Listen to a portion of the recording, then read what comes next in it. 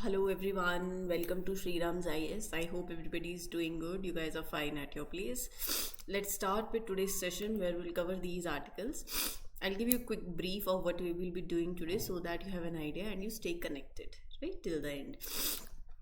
Now we'll discuss about Matsya 6000, Corruption Perception Index, BRICS Grouping, Climate Risk Index and Panchayat Devolution Index report.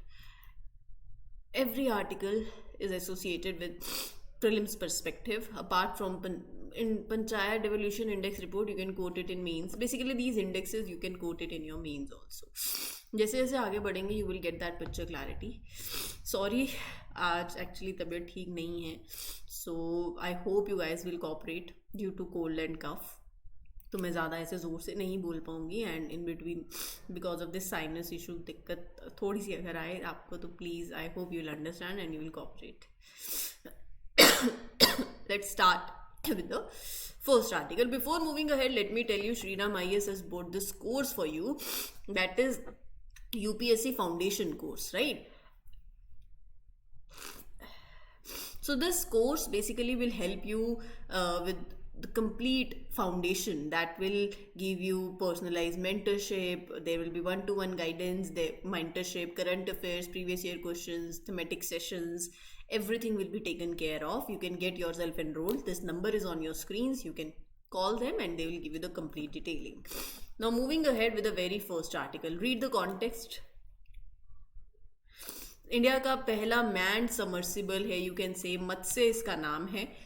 It is expected that it will carry 3 people.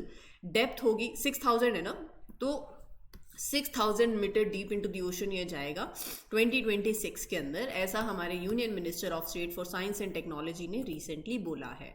सो मत्स्य 6000 क्या है? एक deep sea submersible that is designed किस लिए? Ocean के exploration के लिए, deep sea mining के लिए, बायोडाइवर्सिटी स्टडी करने के लिए. सो ये जो मिशन है, ये मत्स्य 6000 जो है, ये समुद्रयान मिशन के अंदर आता है. It is developed by NIOT, that is national institute of ocean technology. It is capable of diving to a depth of 6000 meters in the ocean. इसमें कटिंग एज टेक्नोलॉजीज होंगी, लाइफ सपोर्ट सिस्टम होगा, navigation equipment सारे होंगे, high resolution imaging system है, robotic arms हैं sample collection के लिए. तो एडवांस्ड फीचर्स हैं इसके अंदर. ठीक है. Matsya 6000 is a major step for India's deep sea exploration. New resources discover करेंगे, अंडर वाटर इकोसिस्टम को स्टडी करेंगे, right? So basically advancing your oceanic research, the agenda is. So here you see, यहाँ पर क्या है ना, there are certain features in it. So there are basically you can say submersible. There is buoyancy management system that will help the submersible move up and down in the water by controlling its weight, floating ability, right? Power and control system है that will provide the energy, will control the movement. Maneuvering propellers हैं, small propellers हैं that will help in changing the direction. Robotic arms हैं, positioning devices हैं. So यहाँ पर आप देख सकते हो, right? Manoeuvring propellers, data and voice communication system है. सो ये जो सबमर्सिबल है, it has systems for talking and sharing the information with the team on the surface. On board batteries, it has strong batteries also. Sorry, it has strong batteries to store the power, keep it running under the water for a long time. और ये 12 घंटे तक continuously 6000 meter की depth तक operate कर सकता है. Emergency में it can support life for up to 96 hours, मतलब 4 दिन के लिए, so as to ensure the safety of the people inside. Now as far as Samudrayaan mission is concern, तो ये इंडिया का पहला मैन्ड मिशन है. और जब कोई चीज़ पहली हो जाती है ना, वो और ज़्यादा इंपॉर्टेंट हो जाती है ना. पहला प्यार, पहली बार में क्रैक कर लिया, पहला बर्थडे तो स्पेशल होता है ना. हम देखते हैं ना, पहला बर्थडे होता है तो ग्रैंड सेलिब्रेशन करते हैं कई लोग, फर्स्ट एनिवर्सरीज. तो ऐसे ही जब इंडिया में कोई चीज़ पहली बार होगी और वो इतने बड़े लेवल पर होगी, सो UPSC कैसे उसको इग्नोर करेगी? Definitely they will ask you question. तो समुद्रयान मिशन जो है ये इंडिया का अटेम्प्ट है to send people deep into the ocean, to build a special under water vehicle, submersible जिसे बोलते हैं, जो 6000 मीटर की डेप्थ पर जाएगा, and it will study the deep resources, explore the marine life, और ये इंश्योर किया जाएगा कि ओशन को आप इकोसिस्टम को डिस्टर्ब नहीं करें. So it is a part of larger deep ocean mission, और मिनिस्ट्री ऑफ अर्थ साइंस जो है वो इसकी नोडल मिनिस्ट्री है. Now, this is a great initiative, a podcast series by Sriram's IAS, where best faculties will discuss some of the burning hot topics via these podcasts. And two, as I have mentioned, best faculties will be there who will discuss, and this is absolutely free of cost. Whatever they discuss, you write it.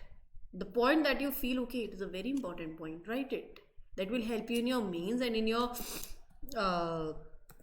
interview also. Apart from it, there are other series going on. Have a look over it. Ram se, you'll find it valuable definitely. Okay, we'll talk about corruption perception index. Transparency international की report है. 180 में से India की rank आई है 96 out of 180 countries. सो ये हर साल publish होता है by non government organization. Transparency international इसका नाम है. तो ये इंडेक्स कंट्रीज को रैंक करता है by their perceived levels of public sector corruption. Opinion surveys होते हैं, एक्सपर्ट असेसमेंट्स होती हैं, उनके बेसिस पे ये इंडेक्स आता है, right. How corrupt the public services are perceived to be. Actual corruption they can major.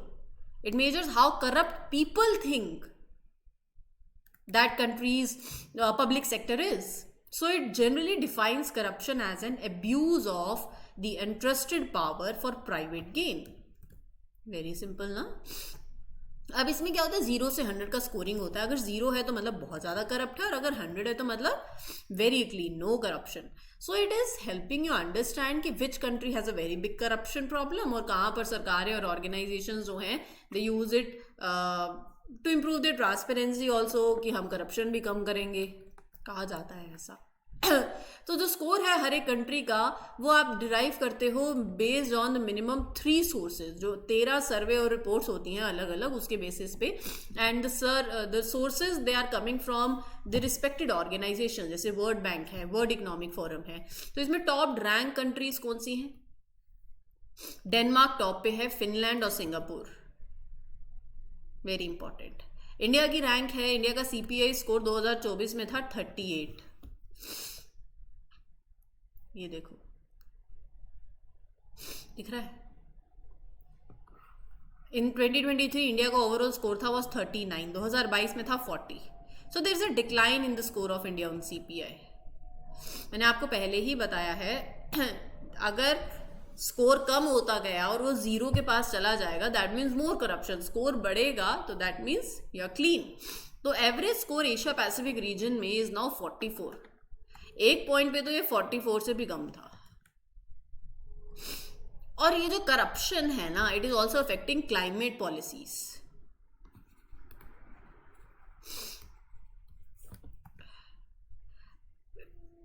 क्या करप्शन का इम्पैक्ट क्या होगा? Less democracy, more instability, more human right violation, slow development होना, दैट इज करप्ट. बेसिक. ठीक है. Now moving ahead to the next article. देखो ये जो आर्टिकल्स है ना, as far as corruption perception index is concern, you can quote them wherever you deem कि अच्छा I can fit it there. मत से 6000 UPSC will ask you in prelims. Mains में what are the government initiatives in deep sea ocean exploration, ऐसे अगर कोई topic आता है तो अब ऐसे नहीं आएगा मेन इनिशिएटिव्स बताओ सरकार के, but when are you writing any article that is associated with that, तो आप कोट कर सकते हो कि गवर्नमेंट के ऐसे ऐसे इनिशिएटिव्स भी हैं. As simple as that. ठीक है. The US president recently issued a blunt warning to BRICS nation, threatening 100% tariff on all the imports into the United States if they proceed with launching a common currency. देखो ये ना article अभी ऐसे कोई नई ताज़ा खबर नहीं है. ये आर्टिकल ऐसा है कि इस पे बहुत मैं चर्चा कर चुकी हूँ. अगर आप इन सेशंस के साथ डेली कनेक्टेड हो तो ये क्या कह रहे हैं, ये सोच देखो इस टाइम पे ना डॉलर वो होता है ना बहुत जैसे हम बोलते हैं इसी का, मैं आपको बिल्कुल लेमन टर्म में बताती हूँ। जैसे हम बोलते हैं ना कि हर बार इसी की क्यों सुने, घर में तो इसने बहुत ही मतलब जैसे ये कहे वैसे चलना पड़ता है, इसका दबदबा है, वैल्यू इसी की ही है, जो भी अगर हमें लेन देन करना है तो हम पहले उसके पास जाएं, है ना।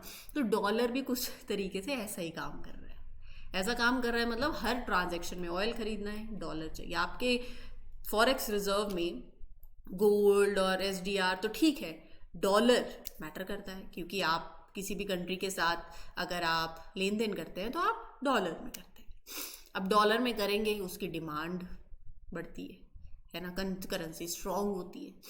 तो यहाँ पर ब्रिक्स नेशन ने ऐसा सोचा कि डिपेंडेंस, क्योंकि कल को मान लो दो देशों के बीच में लड़ाई होती है, दिक्कत आती है, तो अब उसको भी छोड़ो आप, अब मान लो दो देश हैं आपस में, अब ये सारे कंट्रीज हैं, इन्होंने कहा है कि हम अपनी कॉमन करेंसी लॉन्च करते हैं, क्योंकि आप देखो इधर चाइना कहेगा मेरी करेंसी यूज़ कर लो, इंडिया कहेगा मेरा रूपी करो, रशिया कहेगा मेरा करो, है ना, तो साउथ अफ्रीका कहेगा मेरा करो भाई। अब तो न्यू मेंबर्स भी ऐड हो गए हैं ब्रिक्स में, कौन कौन से हुए हैं आई लेट यू नो। तो दे आर थिंकिंग कि let's proceed with the common currency. अब दादाजी को अच्छा लगेगा, बताइए आप, वही जो आप जिसके पास है, जिनके पास आप रोज़ पैसा लेने जाते हो अपनी फैमिली में, आपके जो बड़े हैं, उन्हें अच्छा लगेगा? ऐसा नहीं लगेगा ना। तो वैसे यूएस का है, यूएस कह रहा है कि तुमने ऐसा किया अगर, तो मैं इंपोर्ट पे 100% टैरिफ लगा दूंगा। अगर आप मेरे सारे सेशन सुनते हो तो मैंने आपको बताया था यहाँ रशिया का क्या स्टैंड था, रशिया ने कहा करो, अगर मेरा माल 100 रुपये का है, आप उसको अपनी मार्केट में 200 रुपये का लगा रहे हो, तो करके देखो। मेरा मार्केट में बेसिकली वो बोल रहे हैं कि द कॉस्ट जो है of all the BRICS good that are entering the US, they will be much more expensive. लेकिन ऐसा भी हो सकता है कि क्या केस हो सकता है कि क्या पता यूएस का जो प्रोडक्ट है और जो आपने लगाया वो ज़्यादा एक्सपेंसिव हो, that can be also the case. तो इतना वो there are various scenarios. Basically मैं आपको अभी सिर्फ इतना बताना चाहती हूँ कि रशिया सेड कि डू इट। अब हालांकि ये सिर्फ धमकी है या सिर्फ एक वार्निंग है, वो बात की बात है, लेकिन हमारे लिए इंपॉर्टेंट इस टाइम पे ब्रिक्स है, और आपको कॉन्टेक्स्ट समझ में आना चाहिए कि रशिया ने ऐसा बोला क्यों बोला, आप बताना मुझे। What was Russia's stance when this क्या बोलते हैं, यूएस की जो वार्निंग आई रिगार्डिंग दिस कि हम टैरिफ लगाएंगे ऑन दिस पर्टिकुलर, जो आप अगर आपने कॉमन करेंसी लॉन्च करी तो। अच्छा, आपको क्या क्या पता होना चाहिए यहाँ से प्रीलिम्स के पर्सपेक्टिव से, ब्रिक्स की मेंबर नेशंस, ब्रिक्स क्या काम करती है, और इंडिया का यहाँ पर इन्फो मेंस के लिए भी इंपॉर्टेंट है, इंडिया का क्या काम, क्या रोल रहा है, कौन कौन से नए मेंबर्स ऐड हुए हैं, राइट। तो फटाफट से पढ़ो, आपके स्क्रीन पर लिखा है, पढ़ो फटाफट। पढ़ लिया? तो क्या है, मेंबर कंट्रीज कौन सी हैं? ब्रिक्स से पता चल रहा है Brazil, Russia, India, China, south Africa. South Africa ने लास्ट में ज्वाइन किया, ठीक है।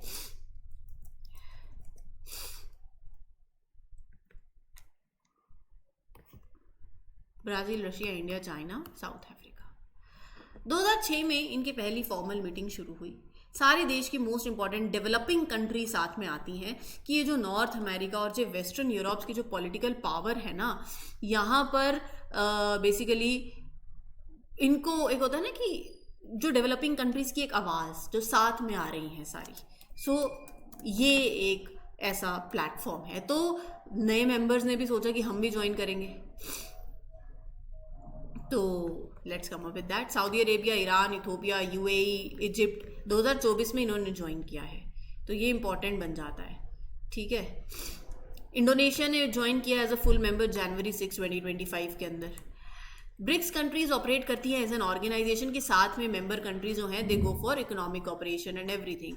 अच्छा, यहाँ पर ना रशिया ने ये भी बोला कि see we have no plan for common BRICS currency also. जब ये वार्निंग आई ब्रिक्स मेंबर कंट्रीज यूएस की, तो रशिया ने एट द एंड ये भी बोला कि हमारी कोई ऐसी अभी we are not considering for the creation of this shared currency, right. So now this thing is not new, मैं बोलूँगी यूएस के लिए तो दिस इज नॉट न्यू है. चलो, expanded group has a combined, ये जो सब साथ में आ गए हैं, they have a combined population of about 3.5 billion.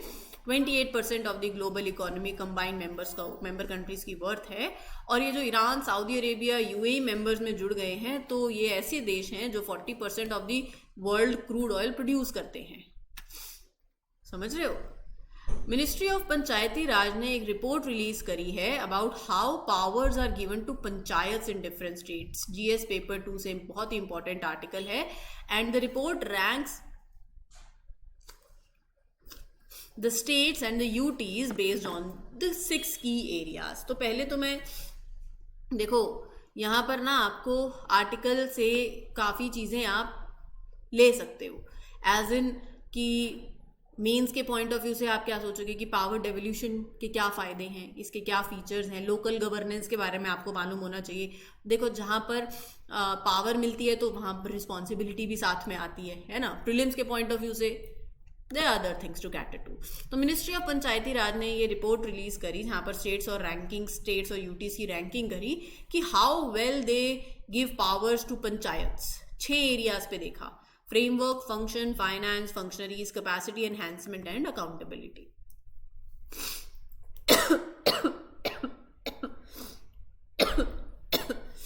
ठीक है, तो overall the power that is given to panchayat वो बड़ी है, वो इंक्रीज हुई है फ्रॉम 39.9% टू 43.9%.